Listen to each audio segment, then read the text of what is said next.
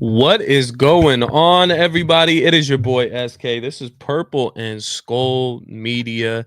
This is the last show before our first game. So, we have a lot to talk about, and we're going to get right down to it right after this.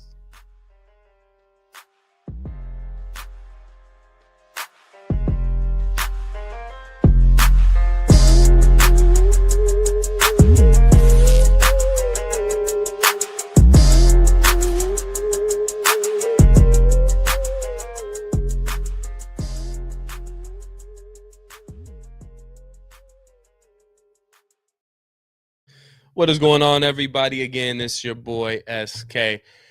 I'm here early today. I wanted to get an early show. My dude Maverick popping in for the early show. Appreciate you, Maverick. I'll be seeing you in about 8 days, 9 days, 9 days, I think. I think it's 9 days, something like that. I'll see you at Skullfest. Looking forward to that. So welcome in, guys. I know people aren't used to the early kickoff, but today I'm kicking it off early. I got some things to do. Oh man, let's not talk about basketball right now. You can make me cry, man. You can make me cry. You can make me cry. But welcome in, man. We got a lot to talk about. This is the last show before our first game. When did I get that? I've had the intro, man. I got stuff, in the files. I got stuff hidden. I got stuff, stuffed up there. I just break it out when I need it. But the intro's fire though, huh? um, but yeah, obviously we're gonna talk about JJ McCarthy's first start. Flores versus Ben Johnson. How does that history bode well for the Minnesota Vikings? Over unders. How many yards is JJ McCarthy going to throw for? How many touchdowns is Justin Jefferson going to score? We're going to talk about that. And then we're going to do week one game picks. I'm going to implement my game picks just like we do over at Purple Parlor, but I'm going to do my own game picks over here at the end of the show. So be sure to stay tuned for that. Obviously, we're going to do the Vikings-Bears game, which is the Monday night game. And I'll be real, man. I'm not, especially week one. I hate Monday night games week one because I'm used to getting up Sunday morning. Saturday night feels like the night before Christmas. You already got your fit picked out, what jersey you're going to wear, what shoes you're going to have on that's going to match the jersey. It's the first day of school. So waking up on Sunday morning and knowing I was about to say the Pacers, my guys, I got to get in football mode. Knowing the Vikings aren't going to be playing on Sunday, it sucks. That means I got to wait 2 whole more days until I get to see JJ McCarthy go out there and do his thing in Soldier Field. So that kind of sucks. But when you do get to Monday and it is a nationally televised game, we are the only Monday night game this year. The past few years, they've done 2 Monday night games, which it was cool. I wasn't a big fan of, but we are the stand-alone game right here. This is a big game. Week one, right out of the gate, divisional rivals. Number 1 overall pick, Caleb Williams from last year. What is he going to look like in year 2? I mean, this is his chance. He's got the coach. He got the weapons. He's got the offensive line. What is Caleb Williams going to look like? Even though that's kind of, we're not talking about Vikings here. We won't get into detail over there, but that's intriguing by itself on top of everything that we got going on over here with the Minnesota Vikings. Obviously, JJ McCarthy, his first start, going to Soldier Field, going back to his hometown, going back. He's going to have a ton of family in attendance. What is that going to look like? What are we going to expect from JJ McCarthy in week one on the road against a divisional rival in Soldier Field, a place that we haven't struggled with recently, but history, Soldier Field is somewhat of a tough place to play. And on Monday night in the biggest, brightest lights of the season. So what is that going to look like? So we're going to get down to a little bit of that, but I got to get the shout outs in, man. My guy Rap tapping in. Rap, shouldn't you be focusing on your fantasy football draft right now? You got money to be made because half of that's going to Skullfest. So I'm going to need you to get on it. Let's see. Mary, we're going to get to see you soon. You've been involved. You've been dipping your hand into all of our podcasts and showing us love for the Skull Fest for the first 2 years. We're going to get to see you in person. Queen Mary in the house in about 8-9 days. I'm looking forward to that. Shout out Mary. Appreciate you. David, what's up, my guy? Always tapping in. Appreciate you. That you're part of, or you're actually the beginning of the Twitter/X movement that we're starting over here with the Purple Gang, with Purple and Skull Media, with Purple Parlor. You're always giving us support, always on the streams, comment. We appreciate you, my guy. Danny, feeling better, ball out. I'm kind of upset we decided to go backwards. Don't be upset, Danny. We're not going backwards. We'll touch on this right now, just a little bit. I'm not going to take too long on this. But when you look at the other options out there of what you could have grabbed, Thielen, in my opinion, was the best option for the Vikings. Not only because, yes, he's the hometown boy. We all love Adam Thielen. It may not have ended the best way the first time he got out of Minnesota, but you can tell he wanted to be back. We have a need at the wide receiver position. Yes, outside of that aspect and the stuff that pulls at your heartstrings a little bit, you got to look at the actual fit. He already knows the system. We're getting close to the beginning of the year here. This isn't, in June or July and we got to get this guy kind of going with our quarterback. He's been throwing with JJ McCarthy for the whole offseason, and I believe last offseason as well. So he already has a familiarity with JJ McCarthy. He knows the offense. He's a literal plug and play guy. He's going to go out there. He's going to start week 1. He's listed as the wide receiver 2 on the official depth chart. So he's going to start week 1.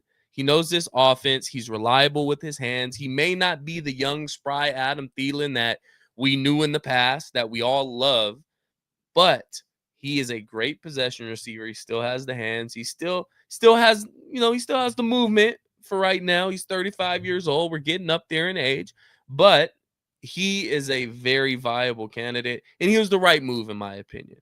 I don't think we're going to look back at this 1 or 2 years from now and be like, oh my God, I can't believe we gave up a 5th round pick and a 7th round pick for Adam Thielen. This is terrible.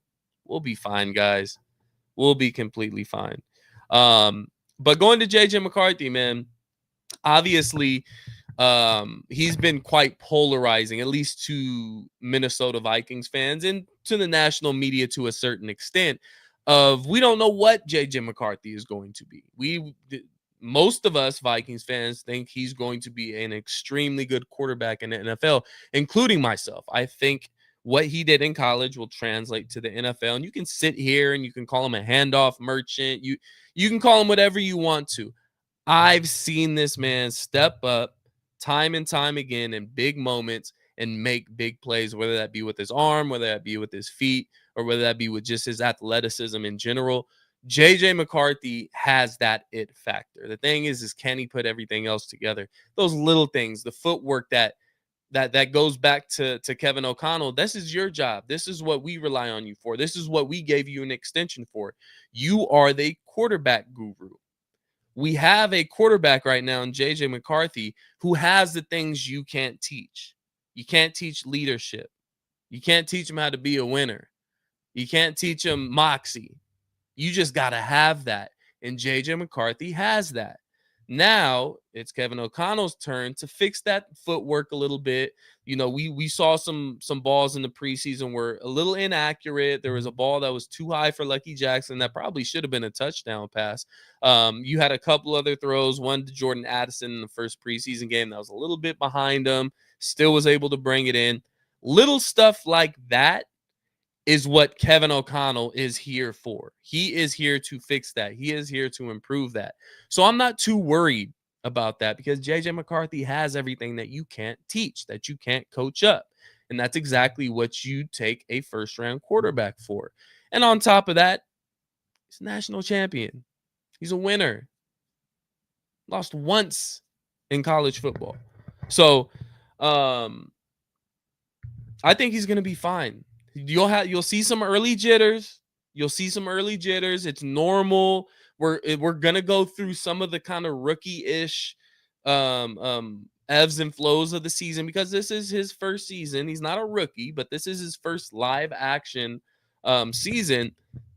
We're gonna have these up and down, things with JJ McCarthy. It's normal. If he throws an interception, it's part of the game. Get it out of you early. But I'm not too worried. I think he's gonna ball out. Once he settles in, first quarter, I wouldn't be surprised if he looks a little shaky.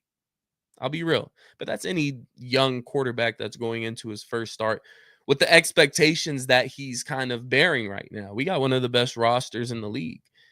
He's been given the keys to a Lamborghini and says, go race this Lamborghini, go win the race. So, for obvious reasons, he's a young guy. He's going to have a little bit of early game jitters. It's normal. But once he settles in, and once we develop this run game, which I think we'll get into that later, but I think that's what this offense is going to be leaning on the majority of early in the season until we get Addison back, until JJ McCarthy kind of gets into this comfortability of playing in the NFL and playing with that NFL speed. Because there is a difference. We can sit here and say there isn't a difference. There is. He needs time to adjust to that, and that's completely fine. So expect a lot of the running game early. But I think he's going to look good. I think he's going to be extremely efficient. I don't think he's going to not overwork, but overextend himself to make mistakes, maybe trying to force something in a little too much. I feel like you'll see those a little bit later on in the year when he gets more comfortable, to where he says, you know what, maybe I can squeeze this ball in if I need to. But early on, there's going to be a lot of easy throws for him, whether that be downfield or whether that be some check downs or some screens. It's going to come. But I think he's going to look really good. Again, he has that it factor. He has that moxie. These types of games where you're the standalone game, you're the game of the day, game of the night, big lights are on. This is where JJ McCarthy shines the most. This is where he shined the most in college. Now, can that translate to the NFL? I think it can, and I think he's with the perfect team, the perfect coaching staff, the perfect franchise to put him in that position to be successful. So I expect him to play really well, and we'll kind of go over a little bit of the stats early on or later on. But JJ McCarthy will be fine. And I feel like we're gonna get what we expect in week 1, and it's gonna be fun. So Mary says, think you mean Williams or Flores going after him? Oh, we're talking about Caleb Williams. Don't get me started on Caleb. This is it for Caleb. Not necessarily, hey, you're out of the league. This is it, but this is his opportunity to say, hey, last season, that wasn't really me. That was the coaching staff. Now you got everything you need. You have the talent. You have the offensive line in front of you. You have the coaching that you needed. So it's going to be interesting to see what Caleb Williams looks like. He hasn't looked extremely good in preseason. It's preseason, so I'm sure Ben Johnson didn't show too much of his offense.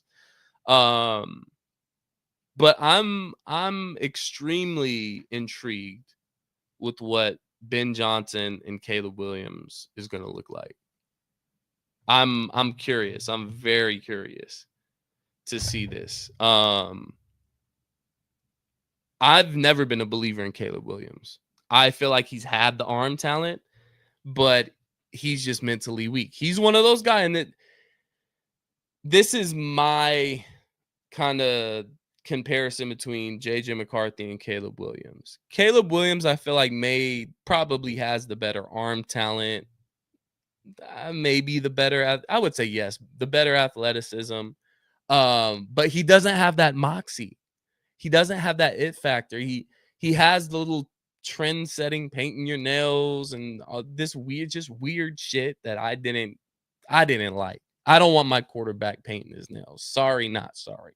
But if you go out there and ball, it doesn't even matter.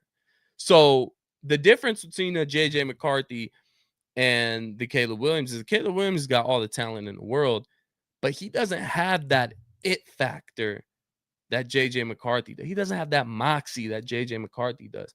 He's not necessarily considered a winner like JJ McCarthy is. So this year could change all of that. Caleb Williams can go out there and ball out, be an MVP conversation, because the national media just wants to force these Bears down your throat. They want to force Caleb Williams being that guy. They're going to try and force that. So if he looks remotely close to what people were expecting him to look like coming into the NFL, then he's going to get that recognition. JJ McCarthy won't necessarily get that recognition. If he goes out there and he balls, it's going to be, oh, the team around him is just great. Kevin O'Connell's one of the best coaches in the league. I mean, those aren't lies, but you can't sit here and discredit the kid if he's balling. If you're balling, you're balling. You still got to throw the ball. You still got to face that pressure. So it's going to be interesting. Both second-year quarterbacks, one finally getting some live game action in JJ McCarthy, and the other one in Caleb Williams trying to prove himself, that he proved to everybody else that he is that number one overall pick that the Bears drafted last year. Does he have it in him? I personally don't think so. Could he come out and look great week one? Sure. So it's going to be very interesting seeing these quarterbacks. I'm very intrigued. I'm looking forward to it. But moving on to my next topic, man. This is somewhere where I kind of have some worries. Everywhere else, I'm confident. I'm confident in these Bears. I'm confident against these Bears, not in these Bears, excuse me. I'm confident against these Bears. Defense, no worries. Offensive line, feel great about. Weapons with Adam Thielen back, great. And it looks like Jalen Johnson is dealing with some type of groin injury. He may not even be playing for the Chicago Bears week one. But here's the thing that worries me. And this is the most important thing. Ben Johnson versus Brian Flores. Now, this is all we know from Ben Johnson is since he's been with Detroit, since he's been under Dan Campbell, since he's had Jared Goff and Jameson Williams and Amon-Ra St. Brown, those guys. So the question with that is it the team or is it the scheme? Was it Jared Goff and Jahmyr Gibbs and David Montgomery and Sam Laporta and St. Brown and all those guys? Or was it the scheme that Ben Johnson was putting together and making these guys look like Pro Bowlers and all pro? And I'm sure it was a combination of both. But when you separate those, there's always somebody with the short end of the stick. Who is it going to be? Is it going to be the Detroit Lions offense and their players? Or is it going to be Ben Johnson going to Chicago with Caleb Williams? And this game and week one in general, because the Detroit Lions go to Lambeau week one and play maybe Micah Parsons and the Green Bay Packers. Maybe. I don't know. But you're going to find out real quick because that Green Bay defense is respectable. I'm not going to say they're a top 5 or top 7 defense. Maybe top 10, right around top 10. So they're a very good defense. So we're going to get a good idea of what that Lions offense is going to look like on the road against a good Green Bay defense. And at the same time, or the next night at least, you're going to be able to see Ben Johnson against another really good defense in Brian Flores, who he's been very successful against in the past 2 years, who he's 4-0 against. Yes, Brian Flores is 0-4 against Ben Johnson's Detroit Lions, but we're still in the question, and we won't know this. It's a long season, and I'm sure we'll reevaluate this and rehash this at the end of the year. But who was it really? Because if it was both of them, chances are both of those are going to take a little bit of a step back. That offense in Detroit's going to take a step back, and Ben Johnson with the Bears is going to take a step back. So was it the team or was it the scheme? You guys can go ahead and comment. Team or scheme for Ben Johnson and the Detroit Lions. But Going back to Flores versus Ben Johnson, Flores is 0-4 against Ben Johnson, has given up more than 30 points in each game. And that's not, I don't get a player feel from that. That feels like a scheme thing. Maybe that's just the perfect scheme going up against a Brian Flores led defense. A lot of offenses struggle against the missile seeking, aggressive, just crazy looking, switching up coverages defense that Brian Flores, brings to the table. What if Ben Johnson's offense is just the perfect counterpunch to that? So again, it goes back to the same question, and we won't have the answer for months or a couple months at least. Was it the team or the scheme? And we're going to get a good idea in week 1, and we're going to be right in the middle of it, right in the mix of it. Chicago's at home. Soldier Field. Caleb Williams already got a season under his belt. They have that advantage over the Vikings right now. We got a quote-unquote rookie quarterback to at least live game action. You have a team that a lot of the national media is kind of selling short. There's some out there who believe in JJ McCarthy, that believe in this coaching staff. They see that we have a really good roster, but the majority of them are kind of skeptical on the Minnesota Vikings. I don't know. So there's a lot of questions to be had on that Monday Night Football game, but the Bears have a couple of advantages. They do. And right now, if you look at the past couple of years, and we're just looking at coaching matchup, defense versus offense, Ben Johnson has got the better by a mile of Brian Flores. Team or scheme? We'll find out. It's going to be interesting, though. It's going to be very fun to watch. I'm excited. I hate it's on Monday night, but once we get to Monday night, I'm going to be happy because you get the whole, warm up to the game, the hype up. You get the player interviews and all that stuff. I'm looking forward to that. And it's the first Monday night game of the season. So everybody's going to be watching this game. Everybody is going to be watching this game. So we'll get to a prediction later. But before I get to the fun part of the show, I'm done yip yapping and talking. I'm going to interact a little more, y'all. But before we get to all that, got to give our main sponsor, Custom Grains, a shout out, man. Main sponsor of Skullfest this year. So if you haven't already, make sure you hit that RSVP button on skullfestmn.com. Get your tickets to the event. I'm telling you, man, there's only a few left. And Rap can vouch for me here. We're literally down to a handful of tickets left. So if you haven't already, go and RSVP your tickets. There is a capacity at this place, guys. So get there early and come ready to party, man. So it's going to be fun. But Custom Grains, our main sponsor for Skullfest, and they also did our apparel for Skullfest as well. So if you haven't already, grab your Skullfest shirt, hoodie. We got mugs, we got hats, beanies. There's a ton of shit that you can get for Skullfest, and you want to get your swag before Skullfest actually gets here. If not, you can always purchase in person as well. The link is in the bio, so go ahead and hit that link and it'll take you right to the Skullfest collab with Custom Grains. And if you're looking for stuff outside of just your Skullfest apparel and you just need some custom hats or custom shirts or something, they do everything. They do leather, they do shirts, they do hats, they do literally anything they do. So go and check out Custom Grains. Tell them we sent you, and they're going to take care of you. All right. Tell them your boy SK sent you.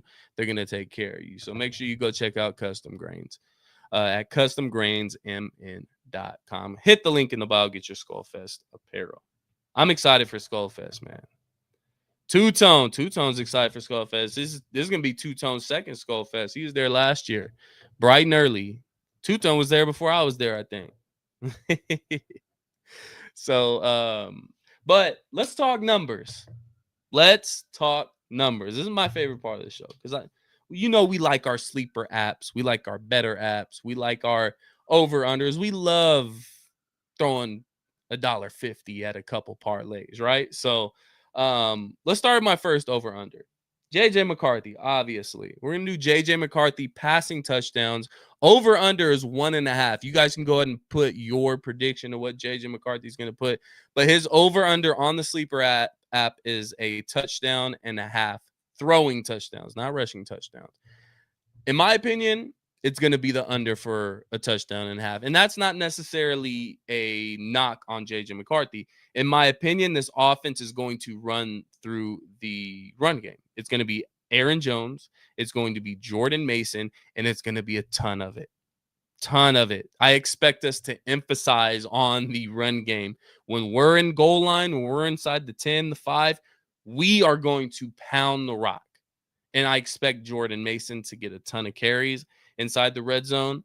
And I expect both running backs to do their thing. So go under on JJ McCarthy passing touchdowns, 1.5. I wouldn't be surprised if you got a rushing touchdown here. So you may be able to go anytime touchdowns and get a passing and a rushing touchdown, but I'm not sure what the over-under on that is necessarily. But yes, go under on 1.5 JJ McCarthy passing touchdowns. Not a knock. We're going to be running the ball, ladies and gentlemen. Next, the opposing quarterback, Caleb Williams. 210.5 yards, over or under for Caleb Williams. I'm going to go under. And that's off of pure belief in Brian Flores and getting after Caleb Williams. This isn't me saying Ben Johnson's system doesn't work. This isn't me saying Ben Johnson isn't a good coach and it was just the players out in Detroit. This is me not believing in Caleb Williams, and this is me believing in Brian Flores's defense. I think we're going to get after it. I'm hoping Van Ginkel's out there. I'm hoping Harrison Smith is out there. It seems like they will be, but you always want to be overly cautious with that, especially as a Minnesota Vikings fan. We all know how those little neck tweaks and stuff like that end up being at the end of the day. So definitely I'm going to go under on Caleb Williams, 210.5 yards. I know that we gave up a ton of passing yards last year, and we're more of a bend, don't break type of defense when it comes to that. I think we're going to be getting after the passer here. I don't think there's going to be a ton of time for Caleb Williams to be chucking the ball downfield. So I would go the under at 210.5. Next, we have Justin Jefferson. 78.5 yards, over or under. I'm going to tell you right now. Go over. Go over. In the past 3 seasons, that's taking Justin Jefferson's rookie year out of the equation because obviously the first 2 weeks he barely played. He wasn't getting any playing time. Week 1 since 2022, he has averaged 131 yards a game. He had 185 against the Packers in the home opener in 2023. Might have been 2022. I was there, though. 184 yards and 2 touchdowns in that game against Green Bay. The following year, he followed that up with 160 yards, I believe, against the Tampa Bay Buccaneers. Just take the over. Take the over for Justin Jefferson. There's no Jordan Addison. Yes, we love Adam Thielen. I think he's going to get some love. Justin Jefferson is going to get over 78.5 yards. Go the over on Justin Jefferson. I think that's the easiest one of the night, in my opinion. If that's not the easiest one, I got an easier one for you to finish it up with. But before I get to that, we go back to the Bears. Colston Loveland, rookie tight end for the Bears. I believe he was 10th overall pick. 27.5 yards. Go over. I'm telling you guys right now, Colston Loveland is a baller. Very comparable to Travis Kelce, the way he plays, the speed, just kind of the way he runs, his motor. Very comparable to Travis Kelce. And I know Caleb is he'll put up some numbers. But Colston Loveland over 27.5 yards, he'll get that. And my last one, this is the easiest one of the night for me. Outside of the Justin Jefferson one, this is the easiest one for me. Jordan Mason, over under half a touchdown. Get in the end zone one time. That's an automatic for me with Jordan Mason. I think Jordan Mason is going to play a vital role in this offense this year, especially inside the red zone. You're going to be seeing a ton of him inside the tackles. And I think we got the right offensive line to be productive doing that with him. So Jordan Mason over half a touchdown. He's getting in the end zone. I think Jordan Mason has a big game. I'll be real. So those are my over-unders. Now we're getting to my game picks. This is my favorite part. It's my favorite part because Rap knows, Randy knows, and all you guys that tap into Purple Parlor know I'm the king around here. I'm the king around these game picks, man. I'm the defending champ. I'm the defending Purple Parlor game pick champ, the Sizzling 7 game pick champ. So I'm going to do my own. And I'm going to pick the games I want to pick because Randy always gives me shit. Rap always gives me shit about certain games I pick. I'm picking the games I want to pick. And I'm doing 5 of them. All right. So the first one, NFC North Division battle. This is going to be a great game. I'm excited for this one. And this is going to be what I have my eyes on the majority of Sunday. We can focus on this game a little bit because we're not playing till Monday. Detroit at Green Bay.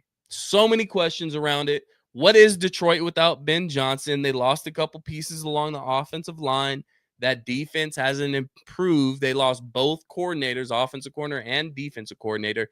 This is the first time the Lions, since they've had their kind of success here, or since they've been good these past few seasons, this is the first time where they really took a hit in the offseason to where they're really going to feel in things are going to look different. But are they going to look different for the worse or for the better? What a perfect time to find out than at Lambeau Field, week 1. And then obviously Green Bay bringing a lot of their guys back, but also bringing in a guy like Micah Parsons, which is, I mean, the dude is a dog. He's going to be a problem if he's playing. And then I say if because his status is kind of up in the air right now with some type of back injury and having to get a cortisone shot or whatever it is. It's up in the air there. So I'll say this. If Micah Parsons play, you know what? No, it doesn't matter if Micah Parsons plays. I'm taking Green Bay. I think Green Bay wins this game. And I think this is one thing Packers and Vikings fans can kind of kumbaya about. These past couple years with these Lions and them being good for once in a very, very, very, very long time, they've been basking in it. They've been getting a little too comfortable. They've been feeling themselves a little too much and talking a little too much shit. And guess what? The two big brothers got to come and take the division back. And I think Green Bay just has the first shot at them this year. And I think they come out on top in week 1. Micah Parsons or not. I think Green Bay wins week 1. I'm expecting a good game. But I'll tell you this, I wouldn't be surprised if Green Bay actually puts it on them. I think it's going to be a transition period for a couple weeks for the Lions to make that transition from your offense and defensive coordinator not being there from the two guys you had the past 2 years. That's a big jump. That's a big jump. So I'm taking Green Bay. And I think they're 1.5 point favorites right now at home. So taking Green Bay in that. My next game, NFC West divisional matchup, the 49ers at the Seattle Seahawks. This is going to be an interesting game because the Niners are in an interesting spot here. They have the easiest schedule in the league by a mile. The problem is I don't think they're a very good football team. They're on the road in Seattle. Sam Darnold making his first start. Robert Saleh, former New York Jets head coach, and then former San Francisco 49ers defensive coordinator as well, is back with the San Francisco 49ers. So I expect their defense to look good here, but I just think there's too many holes for the 49ers. I don't think they have enough weapons for Brock Purdy. I don't look at Brock Purdy as the guy that's going to make a receiver better. So I got Seattle here at home. Crowd is going to be wild. Divisional rival. I'm taking Seattle and Sam Darnold all day. Next game, Houston Texans at the LA Rams. Houston coming off, I wouldn't say a disappointing season overall. CJ Stroud kind of coming off a disappointing season as far as stat wise and production wise. And then the Rams coming off a little bit of a run. They made a little run in the playoffs, came across a buzzsaw in the Philadelphia Eagles, almost beat them in Philadelphia. But they come back. Matthew Stafford kind of banged up like he's always been with the back thing and everything. But Rams hosting the Texans here. It's still D'Amico Ryans in that defense. It's Danielle Hunter. It's Will Anderson. Derek Stingley. They got a squad over there against the Rams, and it's early in the season. I'm going to go Houston here. I think Houston with the team that they have and them and CJ Stroud coming off a season where they felt like they should have went a little further. CJ Stroud should have played a little better. CJ Stroud playing at home, he's going to have a ton of family at SoFi Stadium. And I just think Stafford early on in the season is going to look a little rough. Give me Houston on the road. My next game, Baltimore Ravens at the Buffalo Bills. I believe this is a Sunday night game. Game of the week outside of the Vikings and the Bears here. This is going to be a really good game. Obviously, Lamar Jackson versus Josh Allen. MVP Josh Allen, the last two MVPs going against each other here. It's going to be a fun game to watch. It's in Buffalo, but it's not cold weather. It's Lamar Jackson early on in the season, but it's also Josh Allen early on in the season. This is really a toss-up for me. It's tough. But I think I'm going to go Baltimore here. Think I'm going to go Baltimore on the road. And these are the two AFC teams, in my opinion. I feel like this is the AFC Championship game. And things may change, obviously, later on in the season, barring injuries and stuff. But right now, I feel like Baltimore's got a tiny little slight edge. Just a tiny. You get a fresh Lamar Jackson. Fresh Lamar Jackson. I think he goes off week 1. And I think it's a very close. Could be an overtime game, but I'm going Baltimore. Baltimore's going to take that one. Last game of the week, the one we've all been waiting for. We waited an extra 32 hours of football to get to the Minnesota Vikings versus the Chicago Bears in Soldier Field. J.J. McCarthy's first start. Caleb Williams trying to prove himself. Ben Johnson's first game as a head coach. Justin Jefferson, Adam Thielen's back with the squad. Brand new offensive line. So do the Bears. Bears got a brand new offensive line too. Monday Night Football. Lights are bright. Who do we got coming out on top? You already know my motherfucking pick is J.J. McCarthy and the Minnesota Vikings. But I'm not just going to say J.J. McCarthy and the Minnesota Vikings. I'm going to say J.J. McCarthy, Brian Flores' defense, and Jordan Mason and the Minnesota Vikings are going to win this game. It's going to be a very good game, though. It's going to be a struggle at times. It's going to start off slow. I wouldn't be surprised. But I feel like we beat them up throughout the game. It's going to be, could be a mucky game. We're going to run the ball down their throats. We're going to beat them up. They're going to wear down towards the end of the game. And I think we pull away. I'm going to say Minnesota Vikings come out on top 23-16. Going to be a good one. So that's my predictions, man. Write them down. Keep track of them. I'll write them down here if I need to. But the champ has spoken. And I'm mad Rap ain't in here because I know he wants to talk his shit. But the champ has spoken with game picks. So those are your game picks for the week. Again, next time I see you guys, we're 1-0. Hopefully. Hopefully. But we'll have a game to talk about next time you guys see me, whether that be on Purple Parlor, whether you see me here on Purple and Skull Media. We'll be talking about a game. Win or loss, we'll be sitting here talking about a game. Let's hope it's a win. I believe it's going to be a win, but either way, I think it's going to be a very entertaining game. It's Monday Night Football. The hype's going to be around it. It's going to be fun. Football season is back, ladies and gentlemen. You got to love it. I can smell it in the air. It's starting to chill off a little bit. Not necessarily for me out here in California. It's still hot as shit. But we are getting there. We're getting to fall. Football season is in the air. We have a NFL football game that counts in 2 days. 2 days. I'm looking forward to it, guys. It's going to be a great season. Appreciate you guys for tapping in with me. As always, it is your boy SK. If you haven't already, make sure you hit that subscribe button here on YouTube. If you're watching on Facebook, hit that follow, hit that like. And if you are watching on X, obviously, hit that follow. You know, we got to get the X going too. So again, appreciate you guys for coming in. Hit that subscribe button. Check out Custom Grains for all your Skull Fest apparel, and then all your customized apparel as well. See you guys at Skull Fest too. It's going to be fun. All right. Until next time, it's your boy SK. This is Purple and Skull Media. Skull Vikings. Peace.